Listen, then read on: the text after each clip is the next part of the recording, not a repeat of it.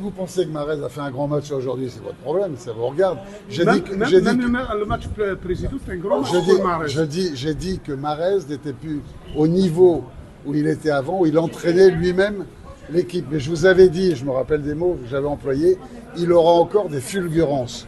Or, les grands joueurs ont toujours des fulgurances, et Mahrez a encore des fulgurances. Mais sur le match d'aujourd'hui, à part le penalty, on ne l'a quasiment pas vu. Il a donné un bon ballon sur le côté gauche, il a perdu beaucoup de ballons.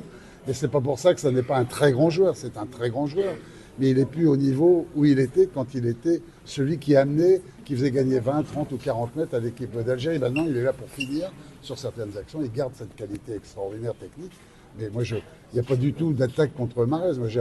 C'est un joueur que j'adore. Mais il faut savoir que par moment, dans la vie, on a été au plus haut niveau et puis que petit à petit, ça descend. Mais il sera toujours très utile à cette équipe d'Algérie. Qu'est-ce que vous pensez pour le public algérien aujourd'hui? Il est comme d'habitude, c'est un public fanatique de football. 18 000 personnes. Qui connaît bien le... Non, mais ils étaient 100 000. Il n'y avait pas... Mais le bruit, il est de Dieu. Le bruit, c'est du bruit comme 50 000 personnes. Ça, ils savent encourager leur équipe. On sait que l'Algérie est un fabuleux pays de football. J'en sais quelque chose, je les ai souvent rencontrés.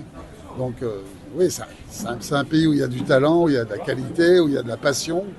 Et ils l'ont montré, le public le montre toujours. Ils sont à fond derrière leur équipe et ça, c'est chouette. Ouais. Inch'Allah, on va gagner.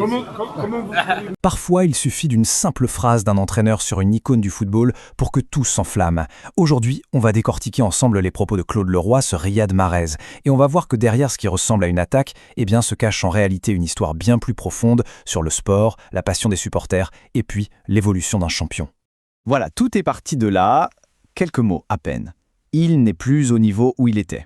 Une petite phrase qui a déclenché une véritable vague d'émotions, que ce soit chez les supporters ou dans les médias. Mais la question, c'est pourquoi? Comment est-ce qu'une simple observation, a priori technique, a pu se transformer en quasi-affaire d'État? Alors, la question qu'on se pose tous, c'est où est la vérité? Est-ce qu'il faut y voir le diagnostic juste, froid, professionnel d'un technicien, ou au contraire une critique qui manque de respect à un héros national? C'est vraiment tout l'enjeu du débat.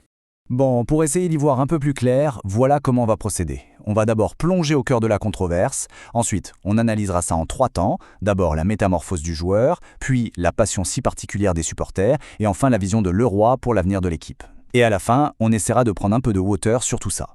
Allez, première étape, la controverse. On va essayer de comprendre pourquoi ces quelques mots ont été perçus par beaucoup comme un véritable crime de lèse-majesté. Qu'est-ce qui, dans le discours de Leroy, a bien pu provoquer une réaction aussi épidermique? En fait, ce qui a vraiment mis le feu aux poudres, c'est ce paradoxe apparent. D'un côté, Leroy dit « c'est un joueur que j'adore, un très grand joueur », et juste après, il balance froidement « il n'est plus à son niveau, il a perdu beaucoup de ballons ». Pour beaucoup, cette contradiction, c'est le signe d'une critique déguisée, presque hypocrite. Mais, et si on changeait complètement de perspective? Si les mots de Leroy n'étaient pas du tout une attaque, mais simplement ce qu'on appelle un diagnostic clinique. Un entraîneur, lui, il ne regarde pas avec son cœur.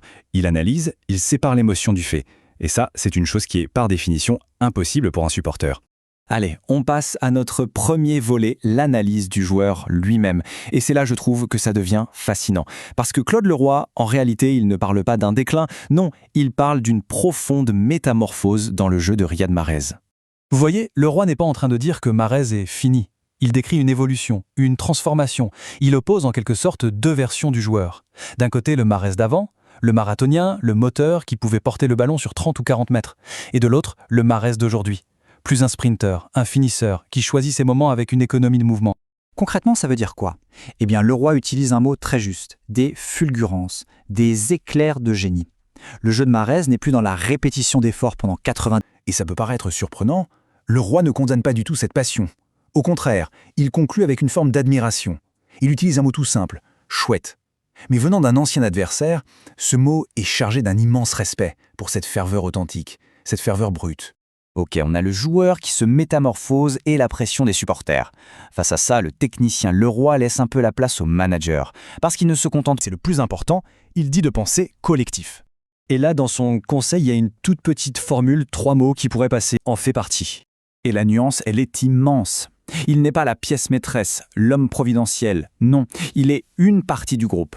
C'est une manière incroyablement subtile et intelligente de protéger Mahrez, en diluant la pression sur toute l'équipe et en responsabilisant tous les autres joueurs.